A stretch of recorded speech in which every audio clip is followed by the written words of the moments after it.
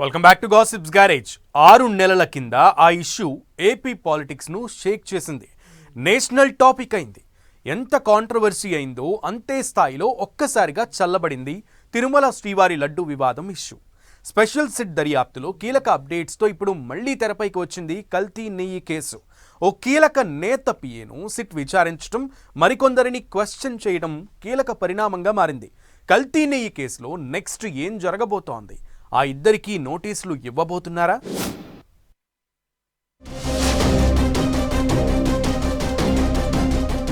తిరుమల కల్తీ నెయ్యి కేసులో స్పెషల్ సిట్ దూకుడు. సిట్ దర్యాప్తులో వెలుగులోకి సంచలన విషయాలు. టీటీడీ మాజీ chairman YV Subbareddy PA Appanna విచారణ. త్వరలో ఆ ఇద్దరికీ నోటీసులు ఇస్తారంటూ ప్రచారం. తీవ్ర దుమారం లేపిన తిరుమల లడ్డు ఇష్యూపై స్పెషల్ సిట్ టీం దర్యాప్తును స్పీడప్ చేసింది. లడ్డూ తయారీలో కల్తీ నెయ్యి వాడారు అన్న ఆరోపణలపై సోదాల ఎపిసోడ్ ఆల్మోస్ట్ కంప్లీట్ చేసింది. ఇప్పుడు విచారణలు ఎపిసోడ్ స్పీడప్ అయింది. ఓ రకంగా ఎంక్వైరీ కూడా క్లైమాక్స్ కు చేరుకున్నట్లే కనిపిస్తోంది.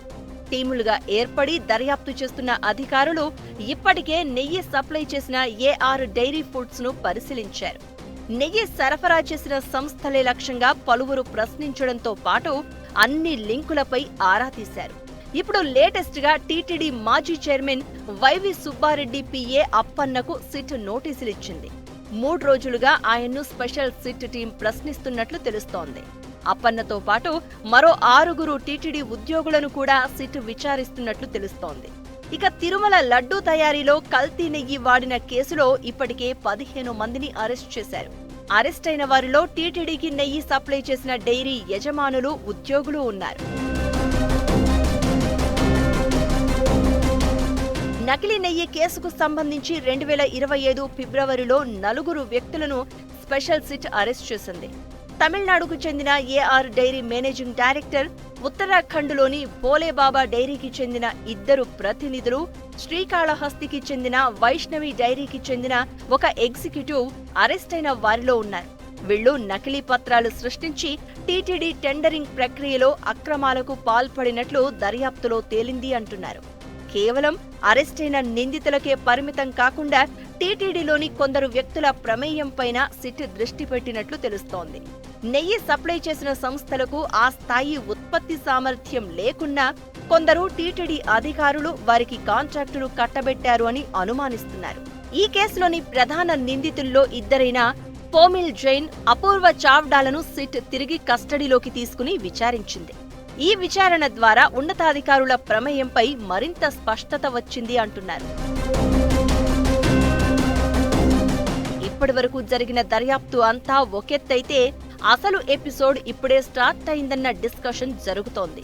కల్తీ నెయ్యి కేసులో సిట్ దూకుడు పెంచడంతో కీలక వ్యక్తుల అరెస్టు ఉండొచ్చన్న టాక్ వినిపిస్తోంది. ఇప్పటికే డైరీ యజమానులు, నెయ్యి సప్లైదారులను అరెస్ట్ చేసిన సిట్ అధికారులు అసలు సూత్రధారుల పాత్రపై ఆరా తీస్తున్నట్లు తెలుస్తోంది. లేటెస్ట్ గా టీటీడీ మాజీ చైర్మన్ వైవి సుబ్బారెడ్డి పిఏ అప్పన్నకు నోటీసులు ఇవ్వడం, ఆయన్ను విచారించడం హాట్ టాపిక్ గా మారింది. వైసీపీ ప్రభుత్వ హయాంలో ఢిల్లీలో చక్రం తిప్పిన అప్పన్నకు కల్తీ నెయ్యి వ్యవహారంలో ప్రమేయం ఉన్నట్లు సిట్ అధికారులు భావిస్తున్నారట. అందుకే అలిపిరిలోని సిట్ ఆఫీసుకు పిలిపించి అప్పన్నను విచారిస్తున్నట్లు తెలుస్తోంది.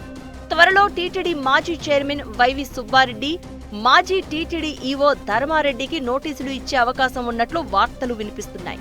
ఇప్పటికే ఒక ఛార్జ్షీట్ దాఖలు చేసిన సిట్ త్వరలోనే కీలక వ్యక్తులను అరెస్ట్ చేసి మరో ఛార్జ్షీట్ దాఖలు చేసేందుకు రెడీ అవుతున్నట్లు తెలుస్తోంది. వైవి సుబ్బారెడ్డితో పాటు అప్పటి ఈవో ధర్మారెడ్డిని విచారిస్తే కల్తీ నెయ్యి ఇష్యూలో కన్ఫ్యూజన్ అంతా వీడుతుందని సిట్ ఓ అంచనాకు వచ్చిందట. ఇప్పుడు సుబ్బారెడ్డి పియ్యను విచారించడం అందులో భాగమే అని, త్వరలోనే అసలు సూత్రధారులుగా భావిస్తున్న వారికి నోటీసులు ఇస్తారు అని చెప్తున్నారు.